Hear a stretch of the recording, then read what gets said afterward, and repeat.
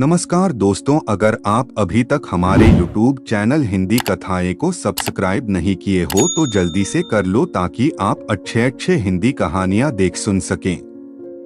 आइए सुनते हैं एक साधु और चूहिया की कहानी। गंगा नदी के किनारे एक साधु रहते थे। वे न केवल विद्वान थे बल्कि उनके पास जादुई शक्तियां भी थीं। एक दिन वे ध्यान में मग्न थे, तभी बांस की चोंच से एक चूहिया छूटकर उनके हाथों में आ गिरी। उसकी छोटी सी पूंछ व काली चमकीली आंखें थीं।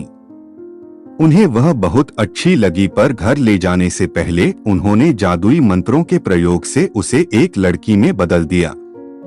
वे उस लड़की को घर ले जाकर पत्नी से बोले, तुम हमेशा से संतान चाहती थी न, तो लो आज से यही हमारी पुत्री है, इसे पूरी देखभाल व स्नेह से पालो।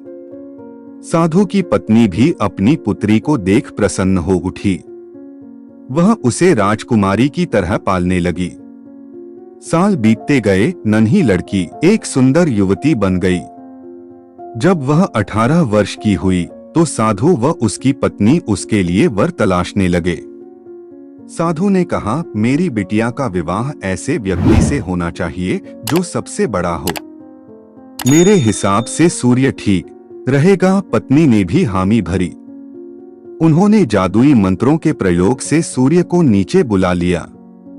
उन्होंने उसे अपनी पुत्री से विवाह करने को कहा, पर पुत्री ने पहले ही न कर दी। वह बोली, पिताजी, यह तो बहुत गर्म है। मैं उससे विवाह करूंगी जो इससे भी बेहतर हो। साधु निराश हो गए। उन्होंने सूर्य से कहा कि वे ही कोई वर सुझाएं। सूर्य ने कहा, बादलों के देवता से बड़ा कौन होगा, उनमें तो मेरी किरणों को भी रोकने की शक्ति है। साधु ने बादलों को नीचे बुलाया व अपनी पुत्री से विवाह करने को कहा, पर इस बार फिर पुत्री ने मना कर दिया। वह बोली, ये तो कितना बदसूरत है, मैं इससे विवाह नहीं कर सकती। साधु ने बादल देवता से कहा कि वही कोई अच्छा वर सुझा दें।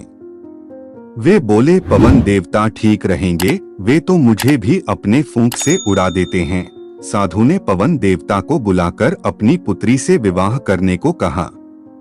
पुत्री ने फिर इनकार कर दिया। वह बोली, मैं इससे शादी नहीं करूंगी, ये तो कहीं टिकते नहीं, हमेशा यहाँ वहाँ भागते रहते हैं। साधु ने पवन देव से पूछा, क्या मेरी पुत्री के लिए ऐसा वर हो सकता है जो आपसे भी बेहतर हो?